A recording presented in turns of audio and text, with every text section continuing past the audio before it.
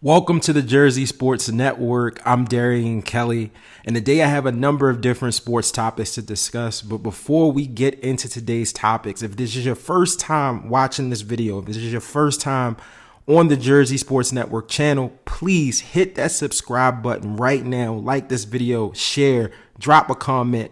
Every little bit of support goes a long way, and I greatly appreciate it. So before we get into today's topics, I wanted to first give a shout out and give roses to UConn men's basketball team and Coach Hurley winning back-to-back national championships, as well as Coach Dawn Staley and the South Carolina women Gamecocks winning the national championship, going undefeated, going 109-3. Coach Dawn Staley's 109-3 in her last 3 seasons. This actual season and the storylines have been amazing. If you think back to last year, 2 of the biggest storylines revolving around South Carolina women's basketball team was when they went down against Iowa in the semifinal of their Final Four matchup against Iowa. They lost. After the game, there was some things that were said in the media about South Carolina's team that didn't necessarily get to the light, but was actually getting back to Coach Staley. Some negative things that were being said by media members, and she was adamant about just saying that, if you're going to say these things in public, these negative, hurtful things about our team in public, you'll face the consequences. Being firm, with the media, because, oftentimes, things are said or media members have opinions and they talk, everybody in the media is really close. So she was able to be firm on those things. And, in that actual game, in last year's game as well, there was a play where the guard on South Carolina, Raven Johnson, was at the top of the key, and Caitlin Clark had shrugged her off. And after, going to this year's game and when they beat Iowa in the national championship game, an interviewer, asked Raven, how did that fuel you, what took place last year? And she said she watched it over and over again, and she was able to use that incident of her getting shrugged off as fuel to come back harder this season. And she did an amazing job in the game guarding Caitlin Clark. Even though Caitlin Clark got hers, had 30 points, there was times where, she held her to single digits and really, really slowed her down as best she could. She did an amazing job. Also, want to give, more flowers to Coach Dawn Staley, outside of just how, things were handled last year. I think that this year, she has been, not just this year, but just her entire career has just been a class act as a coach, has, led with so much humility, grace. You think back to when she won her first national championship at South Carolina. She sent out pieces of the net, because every time a coach wins a national championship, they cut down the net. And she sent all of the black women head coaches in the country a piece of her net after winning her first national championship, so they can share in on the experience. And you think about, how tough it is for, specifically black women, in coaching, even to get head coaching roles, for her to do that, to share that net with each coach, really speaks to her character as a person. And even in times of chaos, like this past season, in which there was a skirmish in the SEC tournament championship game between LSU and South Carolina, where the center for South Carolina, Camila Cardozo, had pushed down Flau'jae Johnson of LSU. And it led to the bench clearing out, and Flau'jae's brother had jumped over, jumped over the railing, got on the court, and Coach Dawn Staley was the first one when the interviewer put the microphone in front of her, was saying that, this is not of our game, this is not how we behave, etc. And there was no one telling her to say this in a time in which, emotions were high, tensions were high. She could have easily, said something to kind of, keep it going and egg it on in the spirit of competition. But she understands that her voice, her platform is bigger than just that moment, and she means a lot to the women's game. One of the things that I think is really unique about Coach Dawn Staley's leadership, characteristics, is that she was a part of that 96 women's USA Olympic team that won gold. And I encourage everyone, I don't care if you're a sports fan, I don't care if you're a fan of, not a fan of women's basketball, etc. Go watch the ESPN 30 for 30 called Dream On, where it highlights the 96 Women's USA team and what they had to go through just to get to that point of winning gold. And that team specifically laid the foundation for, the WNBA to actually, be what it is today and to have its longevity. And I think that when you're a leader and you have experiences being a part of whether it's teams or projects or just anything that is bigger than yourself, you have a deep appreciation for the grind. You have a deep appreciation for the journey.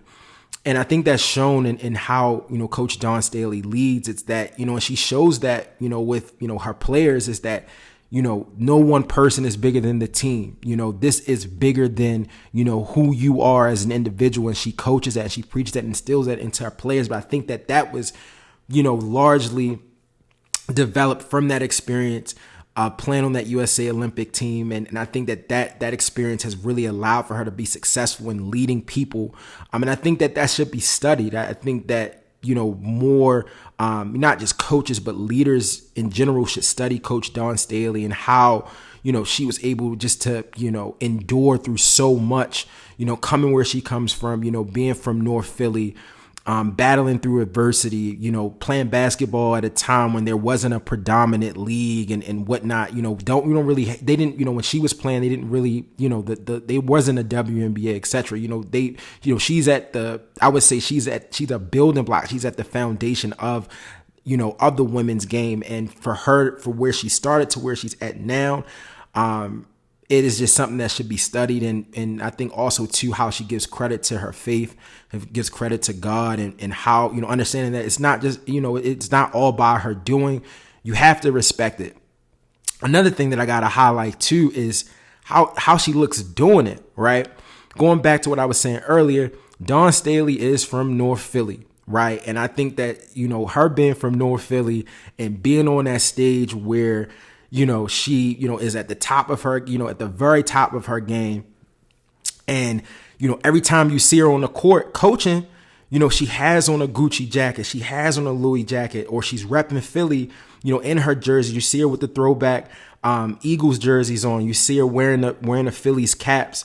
And I think she represents, if you are coming from, an environment similar to North Philly, like I'm from Baltimore, so I can relate to some degree. When we get, anybody who starts at the bottom and gets to the top of their game, and reaches some success, you want to get swaggy. That's just how it is. And she does it to a whole nother level. I mean, to the point where, her name now is her nickname is Louis Vuitton Dawn. And I wouldn't be surprised if this summer there isn't an exclusive line, a designer, Dawn Staley line for like a Gucci or Louis Vuitton. If they don't do it, they're slipping, because that's an amazing, the fact that she's able to have success wearing these different pieces.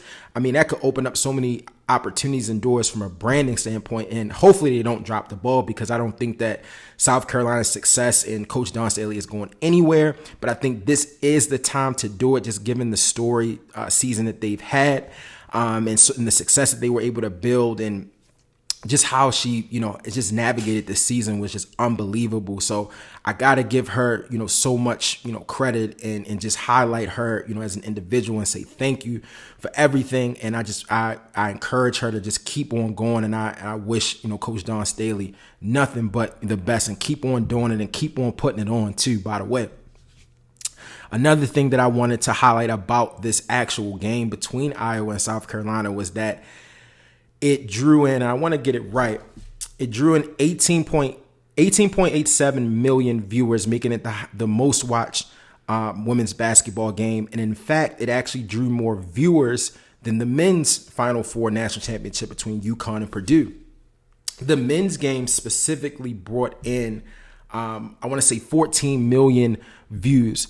And it's the first time, I saw it today, CNN actually posted this. It's the first time in 42 years that a women's national final was able to generate more viewers or views than a men's national final. So I think that speaks to the overall investment in women's sports and just where it's at right now. You have so many stars, you have so many brands that are linked to these stars. And I think that, it's a byproduct of that. Another thing that you have to also highlight, again, like I said in my last video, when you have higher viewership, you're going to have high sports betting numbers. And so there was a report that was released yesterday in which it highlighted that there was an increase in handle or an increase within sports books, particularly in the Iowa and South Carolina game. And it was the most bet women's sporting event. And it broke numbers. It actually broke the numbers that were set in the Iowa LSU game. And I think what a lot of people are hoping for is that attention, as well as, the amount of money the sports books are making, they're hoping that transitions over to the professional side of things when you think of the WNBA. And it's ironic because if you go on the internet now, Caitlin Clark is presumed to be the first pick by the Indiana Fever. And the first game that the Fever have is on June 30th against the Phoenix Mercury and Diana Taurasi, who leads that team. And they're already showing images of, if there's an image that's out of Caitlin Clark, a silhouette of Caitlin Clark looking up to Diana Taurasi.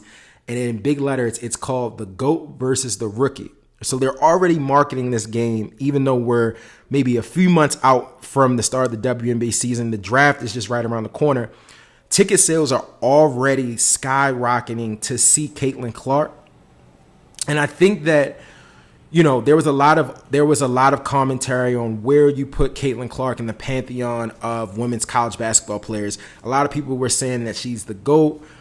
Just given the record she's broken from a scoring standpoint, the different awards that she has had, that she's earned, But what I think we can all agree on, you can debate. I don't think that she's the GOAT. I think that the greatest college women's basketball player of all time is Breanna Stewart, who went to UConn. She won 4 straight national championships, as well as a bevy of other awards. And so I think that's my personal GOAT, and I think the GOAT argument is very much debatable. But what we have to all admit is that Caitlin Clark, in my estimation, has that similar market mover impact that a LeBron James has. And what I mean is that LeBron James, he can go and play in Alaska and turn Alaska into a prominent sports market, right? Just because of his name and who he is and the brand that he's built. And, he's that person. Like, for example, when he left Cleveland for the second time, right? When he left Cleveland to go to LA, and even when he left Miami, things changed. The economy changed. When LeBron is in your town, the economy is different. Not only you're going to sell out games, but the businesses, the small businesses that are close to the arena are going to sell out because everybody wants to see LeBron James. I think she has a similar, Caitlin Clark has that similar impact given the ticket sales are skyrocketing in WNBA for her games. They're even considering moving games involving Caitlin Clark to bigger arenas. Going back to what I mentioned in my last video, one of my previous videos, that Caitlin Clark's ads with State Farm generated 46% more engagement. So Caitlin Clark, I think, instead of her being called the GOAT, I just think she should be called she's a superstar market mover. Let's say that, a superstar market mover. And I think with the ticket sales going up and them, wanting to put her games in bigger arenas, the sports betting aspect is going to keep people engaged as well. So I think all in all, I think that she impacts the bottom line of, like as I mentioned, not just the networks, but also the teams and also the different arenas and businesses that are involved in that sports ecosystem. I think it's fair to give Caitlin Clark the tag as a market mover. I mean, you think back to, her last, I believe it was her last 3 games her last 3 college games broke viewership records. I want to actually get the exact numbers. So 12.3 million people watched the Iowa and LSU game, which was that Elite 8 game. 14.2 million people watched Iowa UConn, which was the Final Four semi, and then 18.7 people watched the national championship game. If that is not what you call a market mover, I don't know, what it is. And I think that also too, given what I mentioned, and again, going back to past videos as well, the advertising landscape, particularly in the WNBA, is seeing high surge, particularly traditional male advertisers. So you think like a Bosley hair care for men, or an Old Spice brand that's generally for men. Those advertising spots for WNBA games, not just the games, but the playoffs, etc., are getting a lot of traction as well. So I think that, again, Caitlin Clark is in my estimation a market mover. She is someone that really, really, truly moves the market in sports, and I think that that's her, in my opinion, a proper title without going so much so into the debate of who's the best, or who is someone that is better than her. I think that, again, going back to my first video, we should all be appreciative of how the women's game has grown and transformed, and the contributions that each individual has. And I think it's gonna continue to grow as well. Another thing I wanted to highlight as well is specifically the coverage of this women's college basketball tournament. I know that there's been a lot of different networks, or not a lot of different ones, but different media outlets have covered the tournament. But I wanted to also shout out how, now that, they're more, the game, women's sports is becoming largely invested. The amount of positive feedback that we received from Elle Duncan, Andrea Carter, Shania Gwumake, and Carolyn Peck covering the tournament, covering the Final Four, has been amazing. And I really hope that more sports networks give more Black women platforms to not just talk about women's basketball, but just sports in general. I think that as the women's basketball game continues to grow and other women's sports continue to grow, I hope that translates into more opportunities for Black women, particularly in the media space. When we think of like the top sports broadcasters, not only are they men, but they also are getting paid a fortune. So not only do I hope that the Black women get the opportunities that they need in the media space, I hope they also get paid as well, properly. And I think that that's something that is not talked about enough. And this, we're seeing a changing of the guard, right? Not a changing of the guard, but I think this is the standard we're going to see moving forward. Going back to that national championship game with Iowa and South Carolina, it peaked at 24 million views. So even with the averages, I mean, it peaked at 24 million views. And I think that this is something that we're going to continue to see moving forward. I just hope that, as we go forward, as I mentioned, that we give more attention to not just one singular story, or the stories of just a few, but also be able to highlight different people's stories, because I think that adds value and context to the game and keeps everyone interested. That game also on ESPN's platform or network, I think it was the most watched basketball game, and it was actually higher than a lot of NBA games. So there's a tremendous amount of opportunity within women's sports, women's basketball specifically, a lot of different opportunities for marketing and advertising.